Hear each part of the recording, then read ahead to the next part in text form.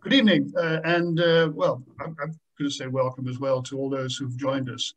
We're going to hear from Sean Wilson and Jamie Huxtable about the putting together, I guess, the writing and illustration of Such Were the Joys, which was a very long essay that my father wrote round about 1946-47 about his school days. His prep school days. It was a lot of people thought it was a bit jaundiced, and it was certainly written with his tongue, I think, firmly in his cheek. I think in many ways it was possibly, I think, as a sort of catharsis to get it out of his system. And also he was about to embark, or had just started to embark, on writing 1984.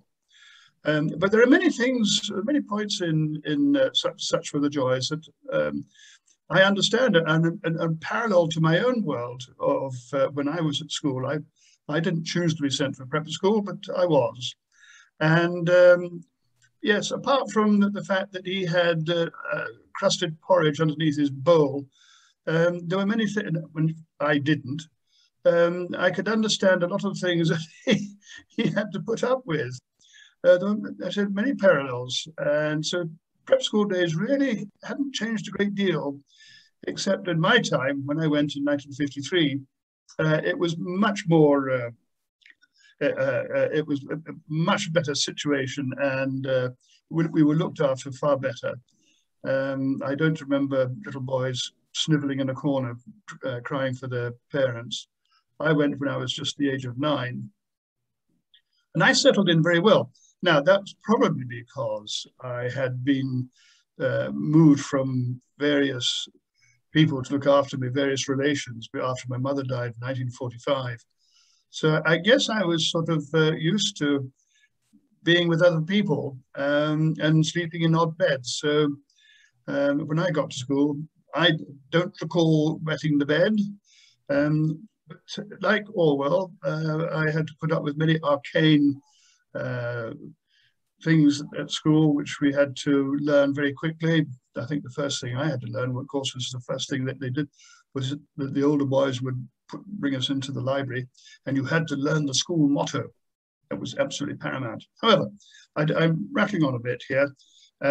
We were also had many comics, and so this is. I've read this, and I was really quite charmed by it. And I'm looking forward very much to hearing Sean and Jamie talk about it. And I think probably that would be the best thing to happen, would be to let them discuss it, and we will be happy to sit back and listen.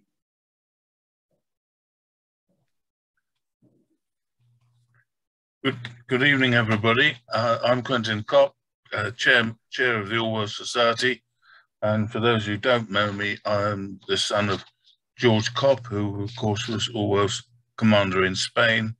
And those who've read Homage to Catalonia will, of course, remember him.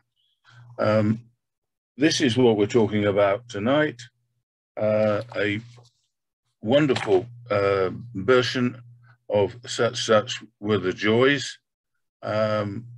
What Pluto Press have done is invited us to organize this event to help launch the book. What they hope, and our two guests tonight hope, is that lots of you will go out and buy the book. As you know, there's a 30% discount.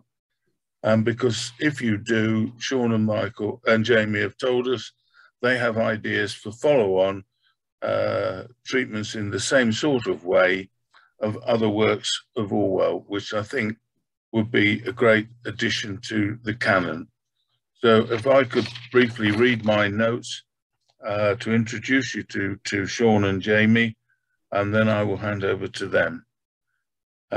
Sean's an award-winning writer from Scotland who is up in the middle of the night because he now lives in Japan. He's written books on history, politics, and social issues, including Pair Comic, with an introduction by Noam Chomsky, Fight the Power, A Visual History of Protest Among English-Speaking People, and other books on state violence. And he's written a book for the GFTU about the history of labour and progressive movements called The Many, Not the Few, which was introduced by Corbyn when he was leader of the party, and was launched at a special event in the House of Commons. Sean often lectures and gives talks about comics in schools and colleges, and has written articles for Japan Times, New Internationalist, Asia Pacific Journal, and the Herald Scotland. And we're delighted to welcome him here to speak to you tonight. Jamie is a cartoonist and illustrator who lives a little bit nearer in Worthing in West Sussex, and he's illustrated comics on many subjects, ranging from the history of trade unions to the discovery of the iguanodon.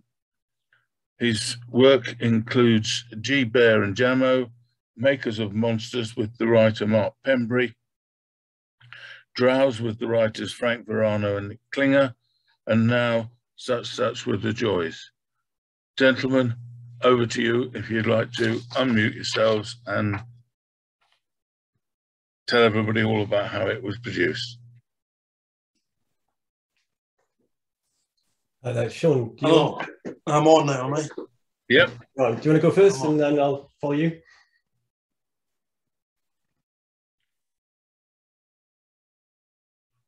And we got lost on the way from Japan. Can you hear me now? Yeah, we can hear you. Okay. Yes, I was joking that our Orwellian friends in China may be blocking my signal between Japan and the UK. So the first thing I want to do is explain a little bit about what graphic novels are, since some of the Orwell Society people and some people watching may not know what graphic novels are. Well, basically, they're comic books with a fancy title. But the thing about that was that the idea that comic books are just for children, which is a kind of rather silly idea that we've had in Britain and some other countries, but especially in Britain, which has never been true. Even in Orwell's time, or even before Orwell, there were comic books and cartoons which were read by adults and very sophisticated. But the term graphic novel was invented sometime in the late 1970s and became a kind of cool term with Alan Moore and the comic book Mouse, to kind of differentiate the idea that there are some comic books which are basically sophisticated and for adult readers, which doesn't mean pornography, of course. It means that just that the type of stories and the type of subjects and the level of textual sophistication is high enough that it's for adult readers. And people like myself and Jamie, it's a common problem we have to deal with, that people think we're writing just stuff for comic books for kids. And of course, there's nothing wrong with comic books for kids, just like there's nothing wrong with nursery rhymes. But you also have the Beatles and you have Beethoven, and comic books are like that. You've got comic books for kids, you've got the Beatles of comic books, and you've got the Beethoven of comic books. I'm not sure who that would be, but anyway. And so the kind of comic books that we do, or graphic novels, to give them their posh modern term, are about history and sociology, and graphic medicine, for example, is a specific subset which is quite popular now, and basically any subject. And I have done, as the introduction by Quentin said, I've done a whole bunch of different books on sociology and history, etc. And the main reason why we did this book, Such Were the Joys, were because I love Orwell's writings. And because, why do we choose this book rather than one of his two famous books, is because, of course, we wanted to go beyond 1984 and Animal Farm. And I know the Orwell Society is keen on making people realize that Orwell did more than write just two famous books. And so that's one of the things I wanted to focus on too, was saying, okay, well, he's done some very, very interesting shorter works, including this autobiographical essay. And it's from my love of those shorter works of Orwell that maybe want to start doing this. I want to show some of the specific pages and consider how we did this book. So I want to screen share my website. Can I do that now, Neil? Yeah, no problem. Okay.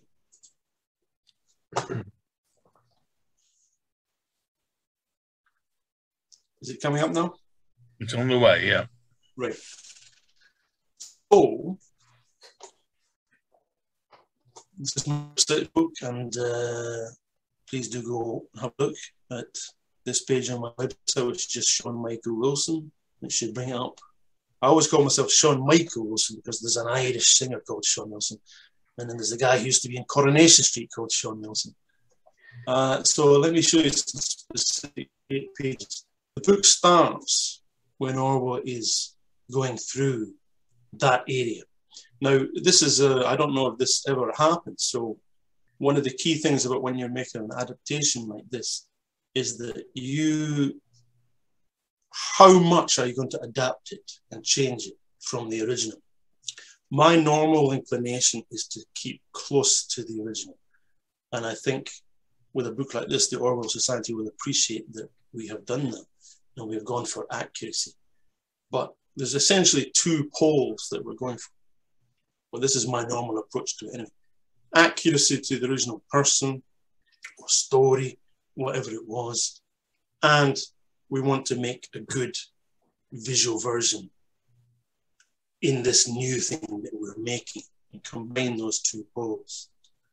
And one of the elements of making that original or good new version is what are we going to show from the original, what are we going to not show, and how are we going to link these things together and maybe create new visuals.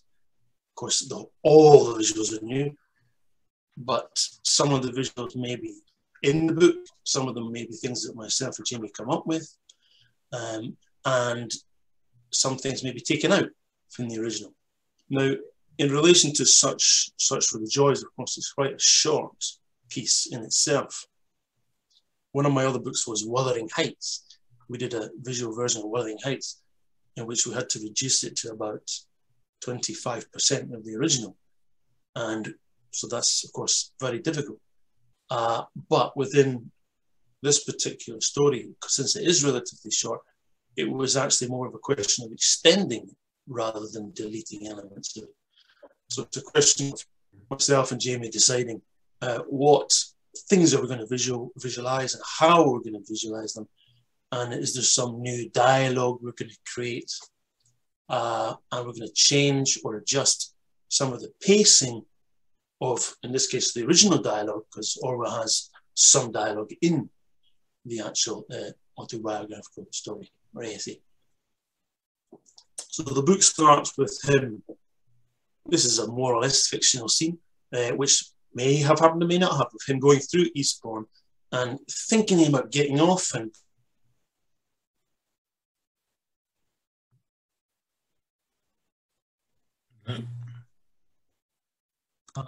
Orwell thinking about going to see his own school, but doesn't.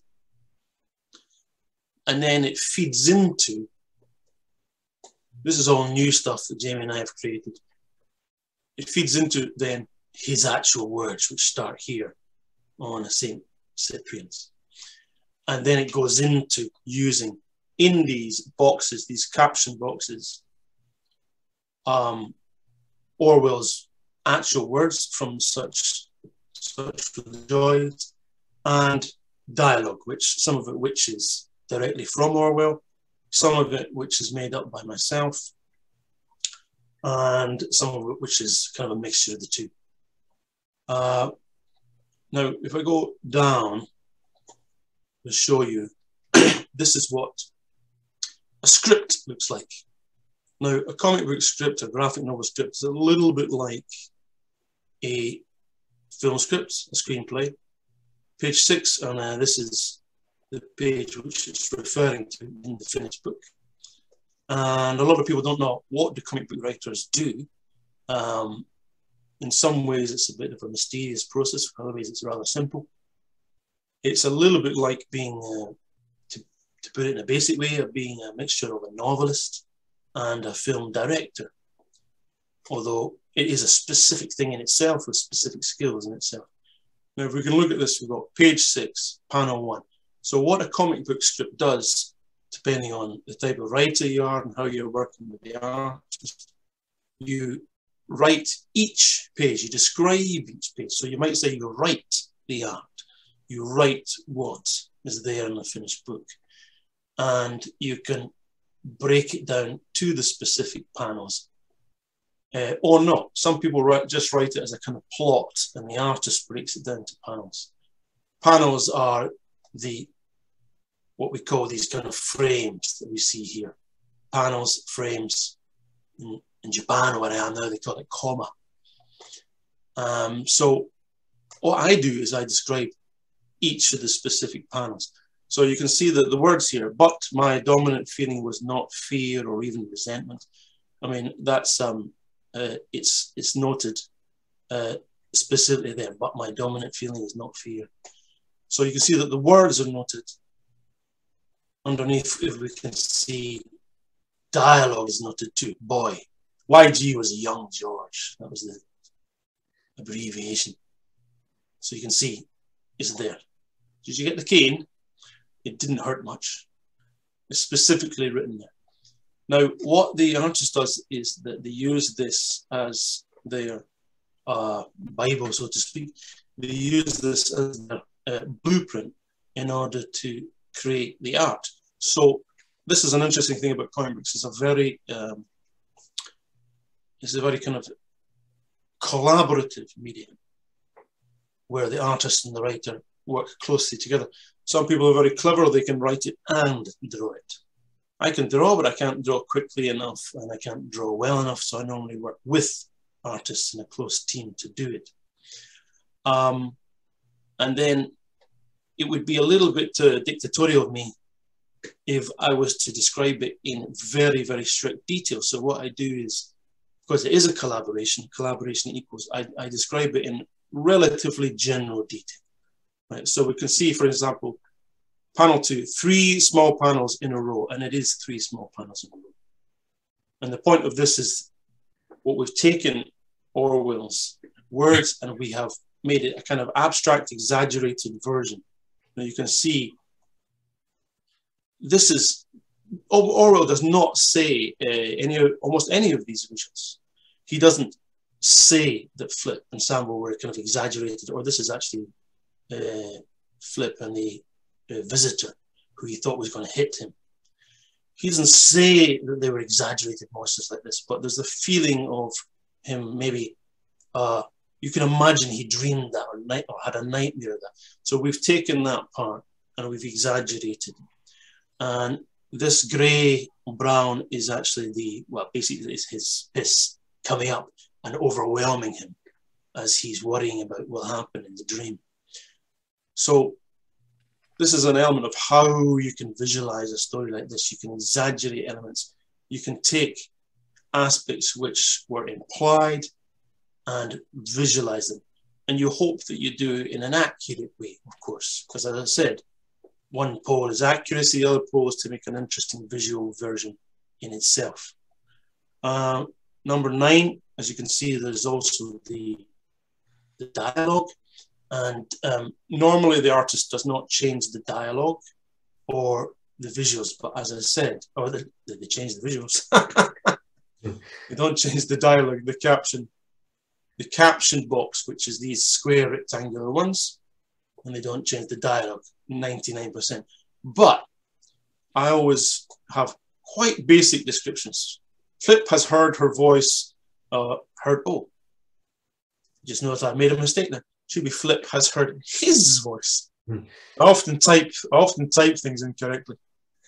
Thunders out from inside the room. Young George shudders, and you can see that there.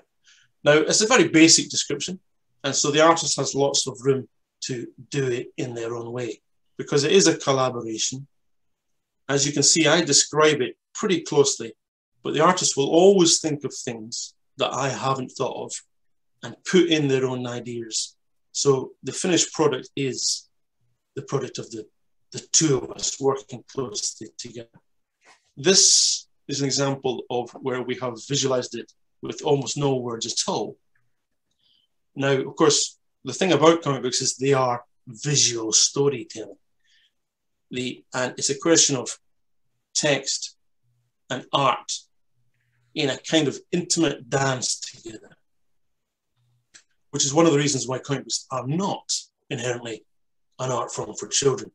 Because, for example, road signs are text and art working together. It'd be crazy to suggest that road signs were just for children.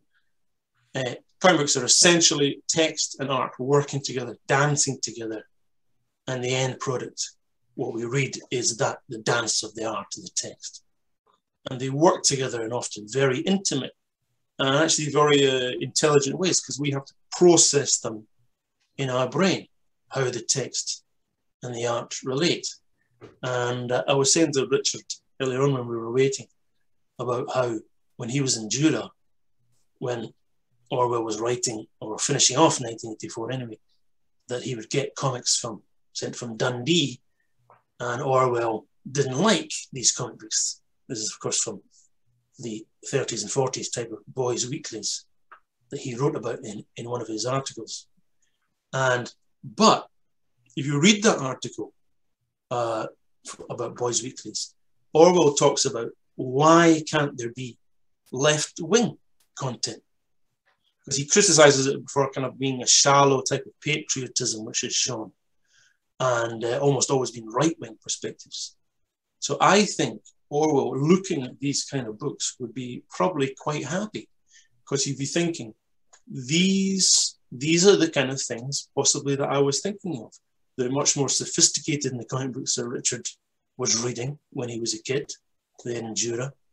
And they are often on left-wing themes. Because I would say that most graphic novels nowadays are somewhat progressive in focus. You don't often get very conservative or right-wing comic books nowadays. So I think Orwell will be quite pleased by this kind of thing, I hope. Now, what we can see here is, oh, I didn't quite finish this point. That is entirely wordless, apart from eek, the sound of him going down. This is visualizing a scene where he's saying that they were very hungry all the time, and they would go to tremendous lengths to get food and sneak food in and stuff like this. So we can show this in visuals. And one of the reasons for doing this, such for the joys, is that it is very visual. I think just about anything can be done in comic books, but some of them are more suitable than others. And this is a very visual autobiographical essay that he's written. Now, again, this is exaggeration. And you can see what Jamie's chosen to do here is to go into very kind of simple cartoonish art style here in the three smaller frames. And the top one is obviously an outrageous caricature exaggeration.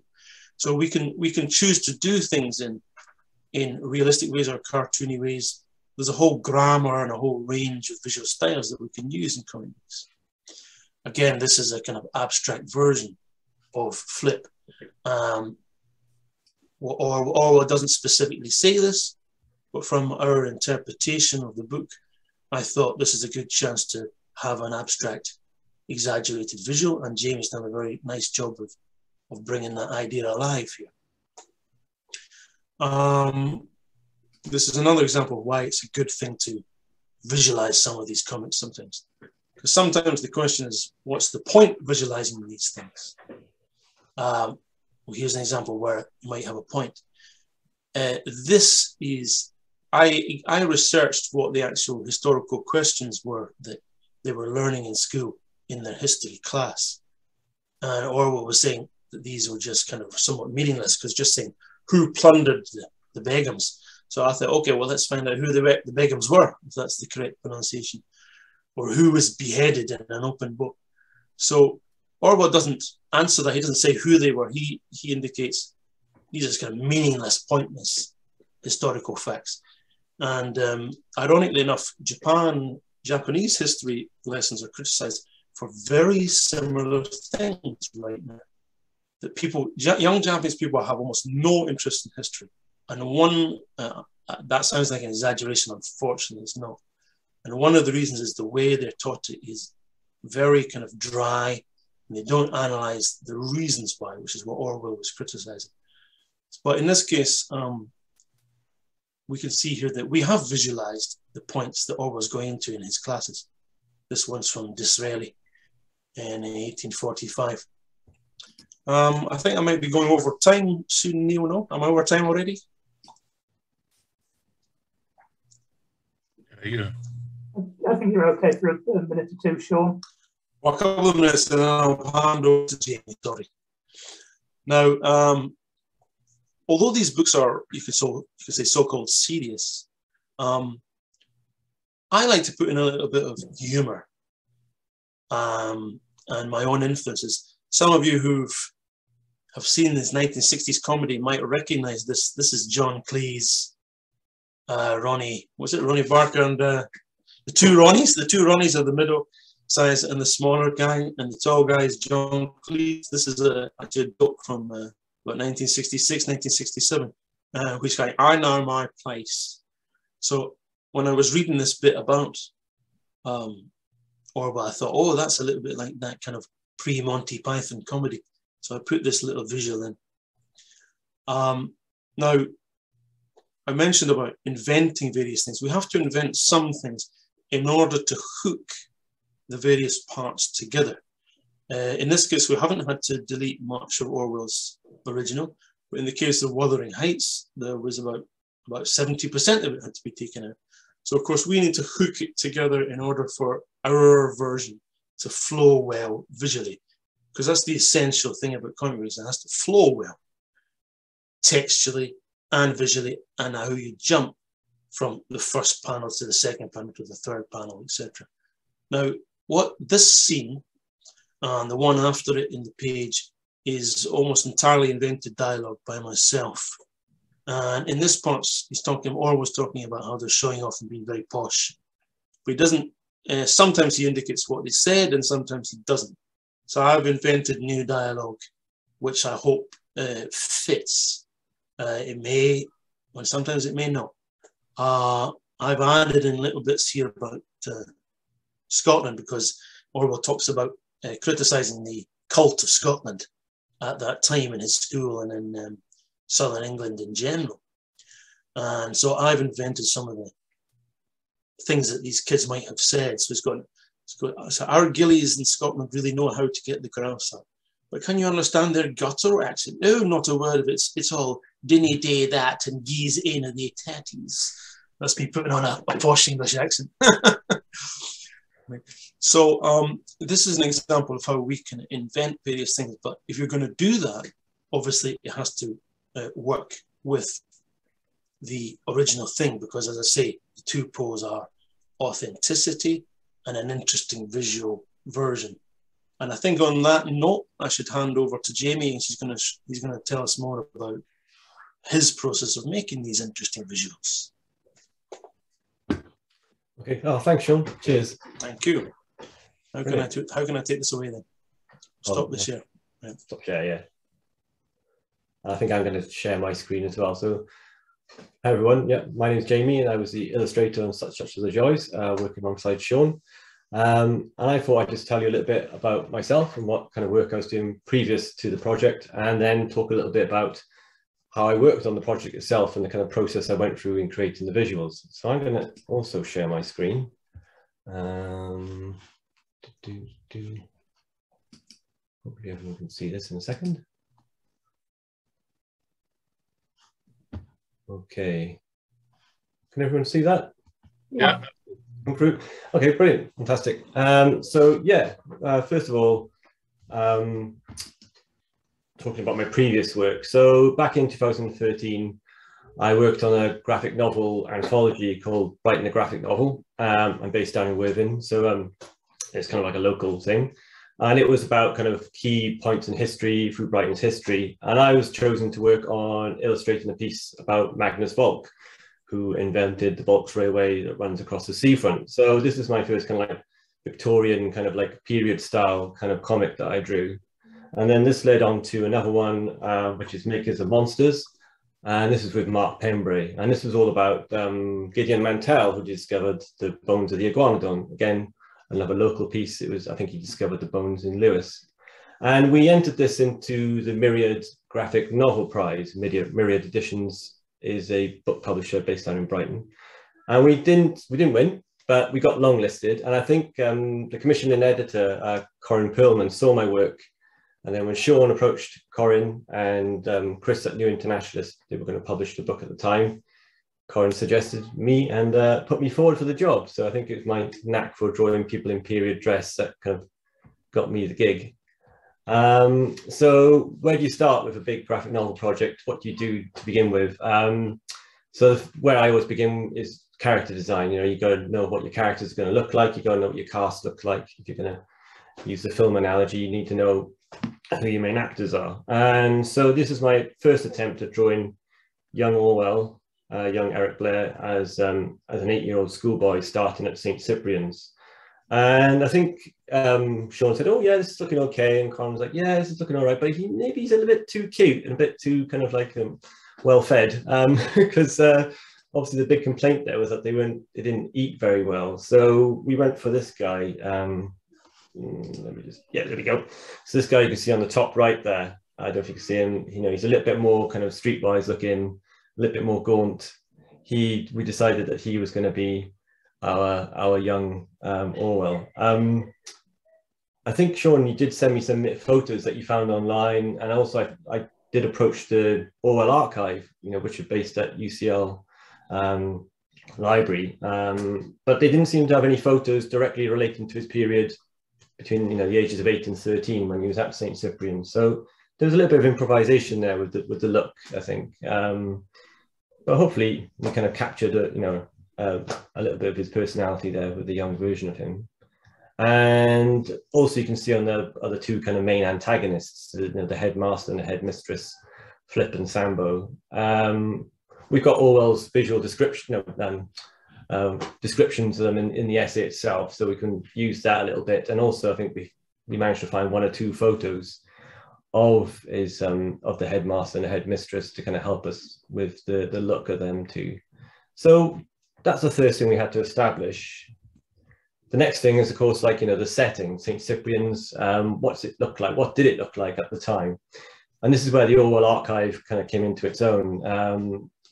So this is great. Now, the Orwell archive, I don't know if any of you used it, but it's just got loads of material relating to Orwell, all held online.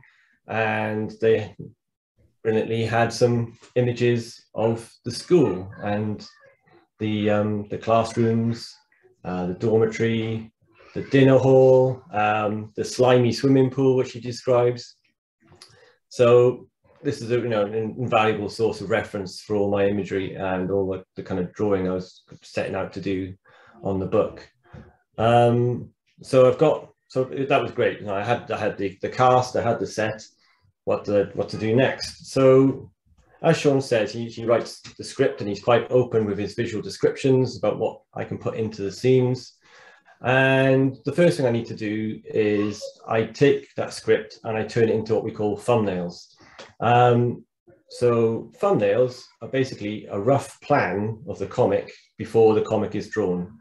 And we do this so that we don't make time-consuming mistakes. We don't just launch into the final artwork, because I could kind of get halfway down, like maybe say that first page, and realize I don't have enough room for a bit of text, or I don't have enough room for, you know, a vital kind of image that needs to go on that page. So we work it all out and plan it all out in this very kind of cartoony, rough, scribbly kind of style. And they're called thumbnails because they are no bigger than a couple of inches. You know, they're very small, tiny drawings. Each little page is done as a little kind of like mini page. And the thing I wanted to talk about here actually is because we wanted to keep most of Orwell's writing in the graphic novel. We wanted to, you know, because it's brilliant, and we wanted to keep as much of it as possible. A problem I ran into at the beginning was I wasn't leaving enough room for it. So we weren't kind of making enough space on the pages for for the text. So I had to start pasting the text in from the outset, just to make sure there was enough space for it. So this is, as you can see on the right there. So if you squint your eyes, you can see that I've actually put the text into the tiny thumbnail, just to make sure I shrank it down, just to make sure I could have enough room for it all. So I would then send these to Sean, and he'd have a look at them and he'd say, "Yep, this is all looking okay. You're pretty good like that. Weren't ever really any major problems." You're like, "Yeah, this is fine, go for it." So that was really nice. You're a really easy writer to work with. So I was always given pretty much free rein to do what I liked, more or less. And from there, you go from the thumbnail, I would go into the pencil art, as they call it in the business. So this is where the cartoony stuff kind of starts to become a bit more fully realized. You have to think about anatomy, you have to think about perspective, you have to think about kind of facial features and expression and all that kind of stuff. And what I had to, these are some of the least embarrassing reference photos from my collection here that I used to kind of like get the posing right and everything. So I had longer hair at the time. Because if you're doing kind of realistic comics, or comics are meant to look kind of convincing or kind of feel like the real world, then you've got to kind of have some kind of visual reference. You can kind of guess at that pose, where he's picking himself up in the school playing field there, but it's always going to be much more kind of convincing if you're going to take it from a photo or use a photo to help you with the reference. Again, he's having a bit of an existential moment here on the grass. He's kind of laying back thinking, and I could draw that jawline from memory if I wanted to, but drawing the face from underneath at that angle is pretty tricky. So again, I called on myself as a model and took photos to get that looking right. These then also get approved. So as the process worked, I would send this to Sean and Chris, who was the editor at the time, and these would then be approved. And then we go into a stage called inking. You might have heard the comic book phrase, ink in the comic. This is where all those kind of rough lines that you saw in the previous slide, they kind of drop away. That's just a rough plan. And the kind of the final inks are put over the top. So you put one single line down along the outlines and around the figures and around the backgrounds to create the kind of final, much more kind of graphic art. We wanted to kind of keep the comic having that kind of almost like timeless kind of boys own comic feel. So I went for a kind of a watercolory wash with the grays that you can see in there. I wanted to kind of make it feel like a bit like early 50s to mid 20th century kind of comic book.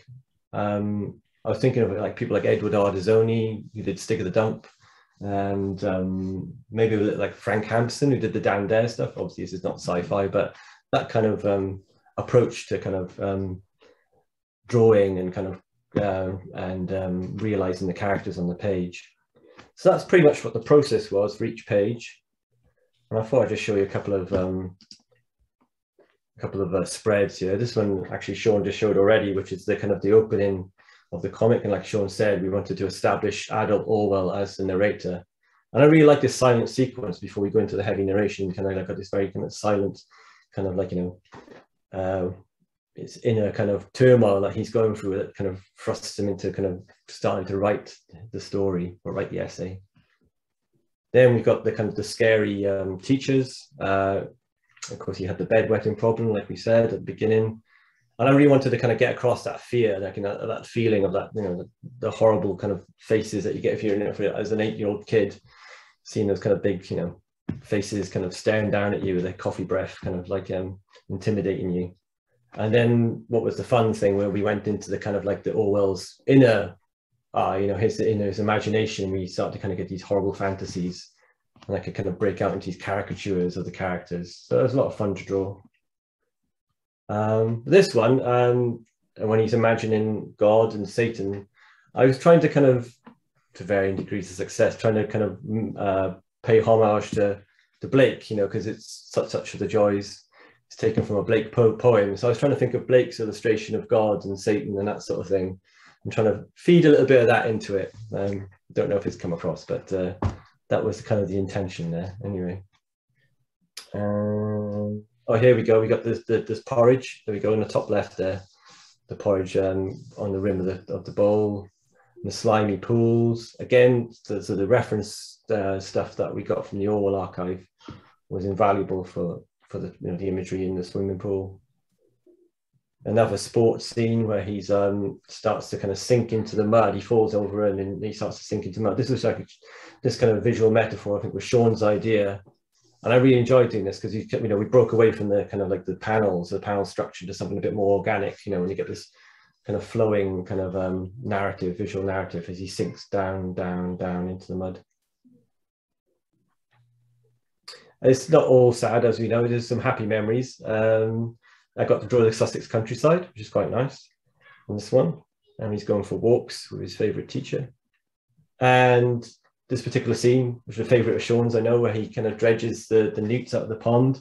We've got this nice, silent, meditative kind of sequence. So again, the narrative kind of, the text kind of drops away for a minute and we get this silent, meditative moment where he captures a newt and lets go. Here's the book in print. We wanted to go for that kind of Penguin's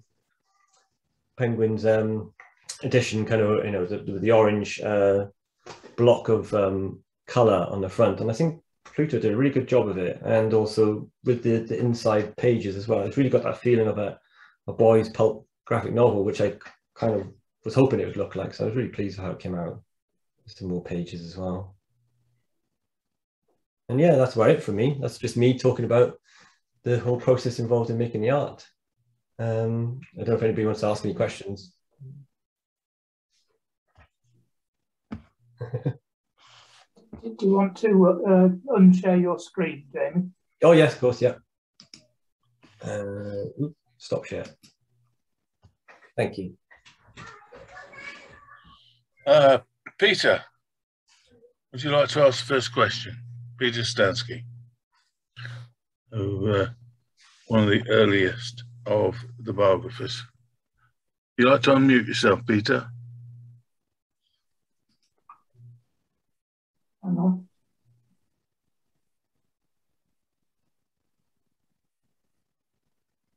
Peter, we can't hear you. There. Thanks very much for a very interesting presentation. And my university has already acquired the book, and so I have the copy, and I very much enjoyed reading it. I think it says somewhere that Orwell, because of the bad associations with Sussex, only went to Sussex once after being at the school. I was fascinated to see the photographs of the school, which I must say looked much pleasanter than I imagined. And also, of course, there's no way that you could allude to this in the book. The scholarly articles cited in the Peter Davison, when he publishes it in the collected works, these scholarly articles that Orwell himself was not the bedwetter, but that he appropriated the experience of another boy, which to me is a wonderful example of using fiction to tell a higher truth. But I guess the questions I have, it seemed to me that the text was much shorter than the original. But I think you said that it's not that much shorter. But I must say, I wonder if you'd talk a little more. Sean used the terms exaggeration and invention in making some transformations of the text. And I'm a little uneasy about that because it seemed to me, perhaps wrongly, I mean, the original piece is grim. Nobody would question that it's quite dark. But it seemed to me that this version, interesting as it is, was even grimmer and darker. And I'm just a little worried. In some ways, it was a good education. And, in some ways, it and Eton were important in giving him the skills of a writer, horrible as it was. I mean, no question about that. But it seemed to me that it became. I mean, Flip was a monster, and of course, there's no illusion. You don't have to think that the nickname because it came from the size of her breasts. But but she looks even more diabolical. And she had, you know, I visited her when I was doing my Orwell work at Cyril Connolly's suggestion, and her, he was too frightened to ever see her, but he told my collaborator and myself that we must go and see her, and she had a sort of benign surface. I mean, and she's a total devil in your presentation, which she probably was really, but she didn't quite appear that. So I'm a little, you know, if you want to say anything more about the legitimacy of exaggeration and invention. But thanks so much. Jamie, shall I answer or not? Is that okay? By coincidence, Peter, thanks, that's a good question. Of course, folk like yourself know much more about Orwell than we do. So our job primarily is to make a good visual comic book version, and therefore our level of knowledge of the subject matter, whatever it may be, is normally quite is medium. But the good thing about comic books is that people don't expect comics to have any research at all or any kind of sophistication. So we're kind of lucky in that sense that, as you can see, we do go into to a moderate degree of knowledge and sophistication, and people like yourselves are kind enough to be rather impressed by that. But the thing is, if this was an actual biography like yourselves, people would be criticizing and saying this is terribly badly researched and poorly researched. So, but the thing is, by coincidence, I was actually reading this book yesterday, which some of you may know, by an American professor, and just and he likes comic books too. Actually, I've been chatting with him online, and one of the things is that he talks about working class literature, and looking at memories or diaries and memoirs, I should say. And some people saying that we might criticize it as being in some way unreliable or inaccurate. And his point in that book is, well, that doesn't necessarily mean it's wrong or it's a failure or we can't use it for historical research, because what isn't inaccurate, what isn't an exaggeration? Can we come up with any book ever which is entirely accurate on anything? Right. So, I mean, it's inherently, there's some level of inaccuracy or poor memory or exaggeration in everything. So it doesn't mean that Orwell's such rejoice becomes in some way invalid because he exaggerated things, because it may not have been him that wet the bed, for example. It can still make a point about the schools of that time. Well, yes, I absolutely that he uses it magnificently to make a very strong point. And hopefully the same thing can extend to myself and Jamie and other such graphic novels, because there's a lot of very good graphic novels made nowadays about biography and history and society in general. We're always going to get something wrong. We're always going to exaggerate some element which perhaps some other person doesn't like or doesn't agree with, but it doesn't invalidate the thing that we're doing, because no one's book is perfect, is it? Coincidentally, Jonathan Rose, although he has written a great deal about Orwell in various essays, he's not done a book about Orwell, but he's edited books about Orwell and he's written essays. And I think one of his essays may be about Orwell's school days. I'm not sure.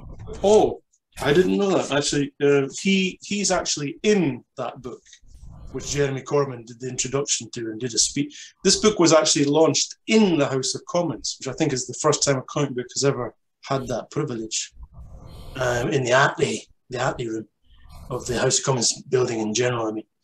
And Jonathan Rose is in that, and I sent him the version. He was very happy. And one of the great things about comic books nowadays for people like myself and Jamie is how people, very erudite people like yourselves, are open to it now and don't kind of criticize it as a childish thing. And Jonathan has been very open to comic books. It's certainly been a big publishing trend in France. There's at least 4 versions in French of 1984, and there's a very good biography in French of Orwell that I have. Who else would like to ask a question? Thank you very much, Peter. Don't be shy. Douglas, please. Douglas Kerr, it's a good Scottish name there. Yes, good to meet you. Good to meet you both, and thanks a lot for the talk. It looks like a fascinating book. I just wanted to ask you a bit about Pluto Press. I'm sort of aware of them as a radical press. I wonder if you can talk a bit about their participation in this. Do they commission the book? Did you pitch to them? And did they have any ideas about how it should be presented and how it would turn out? Jamie, I was going to say maybe you should answer that, but actually I think I better. Yeah, no, you go for it. Sorry to dominate it, Jamie. So what happened was the New Internationalists ran into a bit of trouble, which I maybe shouldn't go into in too much detail, and were not able to publish the book. Although I've done 4 other books with New Internationalists with different artists, not with Jamie, and they're very good. I like them. So we had to look for another publisher. So I actually found Pluto, and I knew Pluto. I knew Pluto already. I've got some of the books. Got one of the books here on the Russian Revolution, and I knew that they were a good, serious publisher of books on history and sociology, obviously from a left-wing point of view. And so I approached them, and luckily enough, they were into it. However, Jamie and I had already 100% finished the book, so there was no room for them to kind of influence the actual content. They kind of either take it as it was or not. But the thing is, I'm not much of an artist. I'm medium, but I actually came up with this design myself. And the point was, we were trying to kind of do a homage to the orange of the old Penguin books, the kind of orange and black and white look. And so then Jamie came up with this better version based on my original idea. And then, as Jamie said, Pluto, the designers, managed to come up with a pretty good version, which I think does kind of go along. Well, this one's also a homage because this one's a relatively new version, but a kind of homage to that orange penguin version. And as Jamie already said, the contents of the book are rather simple. We tried to give it a feeling of it being a kind of 1940s, 1950s book, and Pluto were happy to do that, and they didn't impose other ideas that we don't like on our ideas. I'm kind of rather selfish as an artist.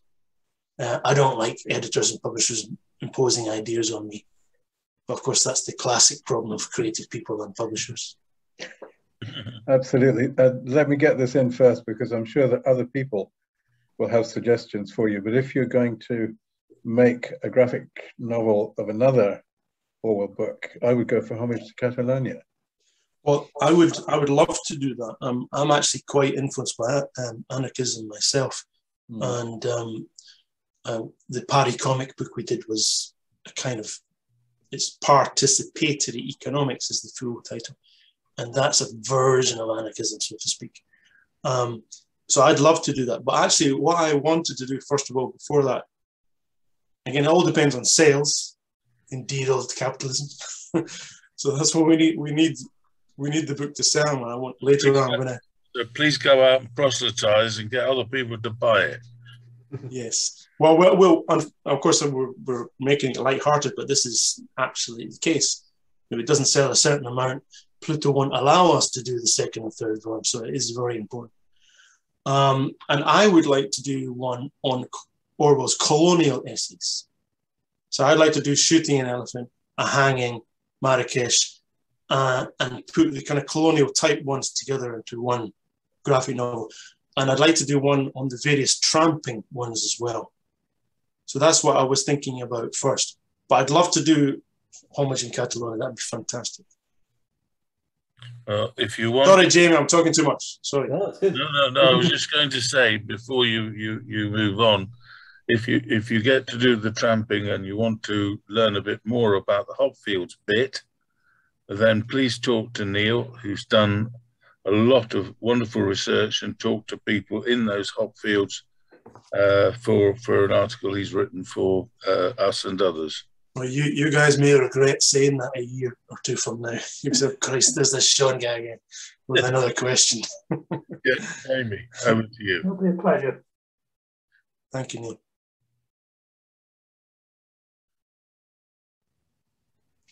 Any other questions, please?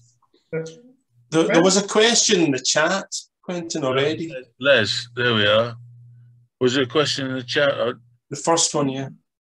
Well, will you answer? Say what it was and answer it then, please. And then Jamie, can you see that question in the chat?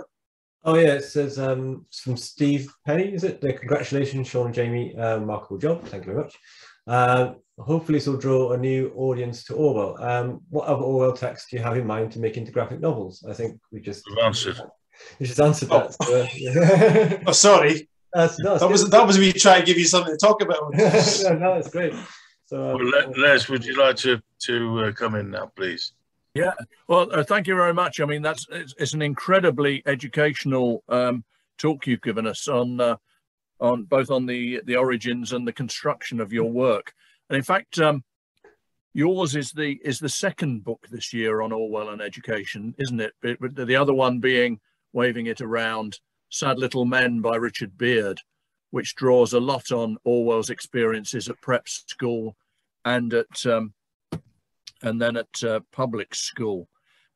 In fact, he includes a horrible biographical detail that the cruelty of the Wilkes may have stayed in the family. One of the Wilkes children in turn became a headmaster of a minor public school where in one day he beat 150 boys, according to Richard Beard, which is a horrific record for any standard. I'd like to follow on from a point that Douglas raised about Pluto Press.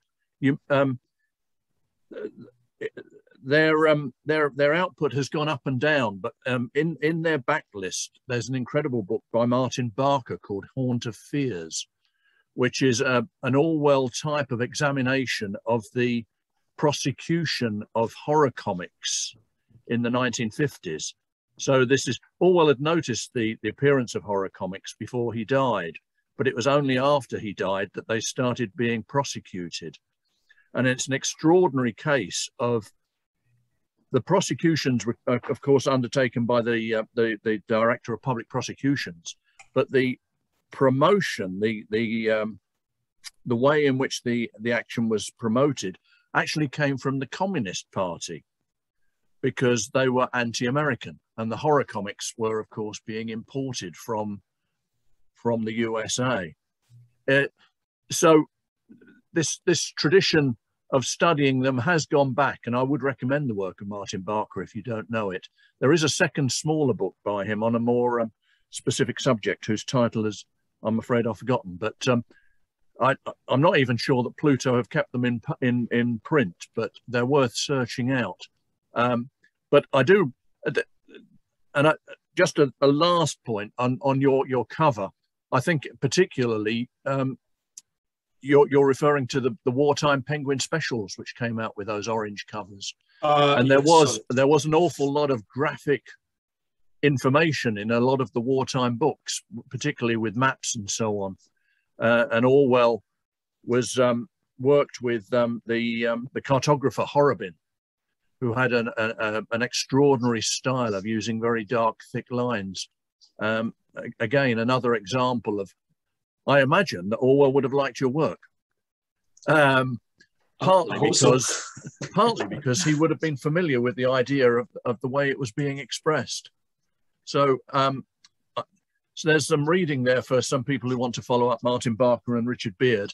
We do have an article about Richard Beard on our website, and I hope that someone will send me a review of Such Were the Joys, your adaptation, for the website too, because this needs to be given more publicity, and we need to allow people to develop it. So all of our members out there, please start your reviewing now. Thank you. Yes, thank you too. Richard Keeble. Richard. Can you unmute, please?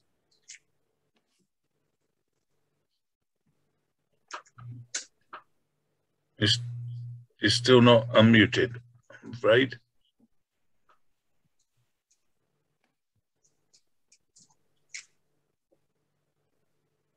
There we go. How's that? That's right. Good. Sorry about that. Thanks, guys. Most interesting. Did you say that the archive could not supply you with photograph of Orwell at this time? Yeah, that's correct. Because I see in, for instance, Bowker's, Gordon Bowker's biography of Orwell, that there is actually a photograph of Orwell at St Cyprian's. Oh, really? Wow. Yeah. One of the bugle boys at St Cyprian's. Oh. You go to page 240. There he is. He's got a very, very chubby face. Thank you. Oh, Thank chubby you. face. See, I was right. Yeah, he's got a chubby face. Yeah. That's my fault then. I said he wouldn't look so chubby. Yeah. So, alas. Anyway, it's not a well-known essay, but it's one of my favourite of Orwell's. Is there any do you give a kind of introduction to the cartoon to kind of help people understand its place in Orwell's oeuvre, as it were? Richard, you mean in the book? Yeah, in your book. Yeah, is there an introduction? Yeah. Well, I've written an introduction. There's a full-page introduction, Richard. Okay. And what do you say in that? I don't remember, mate. Let's have a look. This is one problem I have, is because I've written more than 40 books, right? And I move on to the next one very quickly. I often forget what I've written. Yeah. But actually, there isn't too much about the kind of context of the visual context in this. Actually, no. Okay. But I mean, Jamie, do you want to say anything about that? Because I don't want to talk all the time. It's a bit selfish. Give Jamie a chance. Is there anything you want to say about that, Jamie? Oh, the introduction. I mean, the visual. What was the point, Richard? The visual context of. Didn't you feel that there needed to be an introduction just to explain to people and a bit about the controversy? Was it mostly fiction? Did he exaggerate? Bloody blah. Right. Well, that part is there. Yes. What's missing is as interesting as what's there. Really, it's difficult to convey. I guess that part is there, and the bill in the Orwell estate specifically asked to include that, but I'd already written it anyway so there was no problem. Yeah, that element is there. Oh, good. And in terms of that's it. But actually, in terms of the wider visual aspect there, I think it's not really written there in the introduction, and perhaps that's a bit of it's an example of people like myself and Jamie knowing the kind of graphic elements so well that we presume everybody else knows them, which is of course incorrect. So I often have that mistake myself. I forget to explain the basics of these kind of things. So actually, we should have put more of that in. Yeah. Okay. Yeah, but we didn't. Yeah. just to reinforce your point, Jamie, I've looked a bit further forward in Gordon's book, and there's a picture of him with the Buddicom's when he's 14, and he's still the chubby face. Oh, there you go. He's chubby all along. That's weird, because the librarian who got back to me by email just said, "Oh, we only got the pictures of the school." Shocking. Maybe, I don't know why they didn't offer me those photos. That's strange. Yeah. Bizarre. Never mind. Thank you anyway. Well, thank you very much. Cheers. Any more questions? Yes. Richard has a question. Who's George Orwell? Keith, would you like to ask your question if you unmute yourself, please? Yep, thank you, Quentin. Thank you. I'd just like to thank you both very much for the talk tonight. I've loved learning about the process of how you put it together. I've loved your book, as I did the many, not the few. Thank you very much. I think it's a wonderful way of getting people hooked into Orwell as any book. And I'd just like to say I think you've both done a splendid job, and I've thoroughly enjoyed this evening. Thank you both very much indeed. Thank you. Thank you. Thank you, Keith. That's nice. Very kind. Thank you. Any more questions? Richard? Richard actually has his hand up. I wasn't joking. Oh, I can't. I couldn't see on the screen. I couldn't see you, Rick. Sorry. Yeah, that's all right.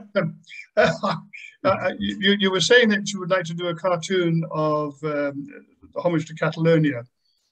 Perhaps you would like to go out to Moscow and see if you can open up the bloody archives to get all those notes and photographs and whatever that are still residing in the KGB archives would give you so much more information. Do you think it would be possible to do that? I mean, it's possible to go, but do you think it'd be successful? It has been tried, but you are welcome to have a go. You know, it might. This is the thing about Alan Moore. One of the things that Alan Moore wrote about comic books in the 1980s is that they fly underneath the critical radar. Perhaps not so much now, because people think of them as being just for children then, so they can get away with things that maybe a textbook could not. So you never know. We might go there as just innocent little faces and say, "Hi, we want to make a comic book," and they'll just we'll get away with it. That's right. If you succeeded, you would have created an absolute coup. So there's a challenge for you, Sean.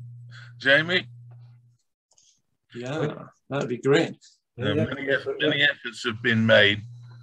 Sadly, we don't think that Vladimir is minded to let them go, but it's no harm in trying. No. You never know. I'd love to do that. There's a question by a gentleman there who is in India and says he's in Orwell's home. I mean, birthplace. Yes. Aztec. Yes. He's doing research on Orwell. Can I read it? Yes, please. It says, Mr. Sean and Jamie, how did you conceive an idea to develop such and such? How much time did it? How much time did it take? Well, actually, that's a good question because, again, because people often think comic books are just done very easily. They normally take about a year. Now, that's, you might say, a medium length of time because obviously, for instance, this massive book by Jonathan must have taken, well, it's maybe 20 years in total of putting all his research together. But the process takes about a year normally for this length of a book. And today I'm doing most of the talking. Sorry, Jamie, but actually the artist does most of the actual per hour's work, we can say. Obviously, you can see I'm very involved in the conception and the whole thing, etc. But the amount of work which the artist has to do per hour sitting at the board is a lot. Because if you look at it like magazine illustrations, you got a magazine illustration would just be that. Whereas Jamie's got to do that over 5 things on every single page. It takes a hell of a lot of work, comic books. Right, Jamie? Yeah, it does take a lot of work. It's kind of a bit of graphic design as well as illustration because you have to arrange it all on the page as well. And like I said, you got the 3 stages, you got the thumbnail stage, you got the pencil stage and the ink stage. And at each point we're kind of checking that things are on track. So there's always that kind of checking things over and authorizing bits and bobs. So yeah, it does take a while, and it does take there are long hours at the drawing board, but I enjoy it, and that's what makes it worthwhile. Well, we're coming up to time. I think it's been a splendid evening, and I'm sure everybody else like me has had great insights to understand how the process works and to hear your passion for the work of Orwell, which is great. And I'm so glad that Pluto asked us to arrange this. So please can we all thank Sean and Jamie. Thank you. Thank you very much, everybody. Thank you. I look forward to welcoming you back when you tell us about the next book. Thank you very much indeed, both. Thank you, Quentin. Good night.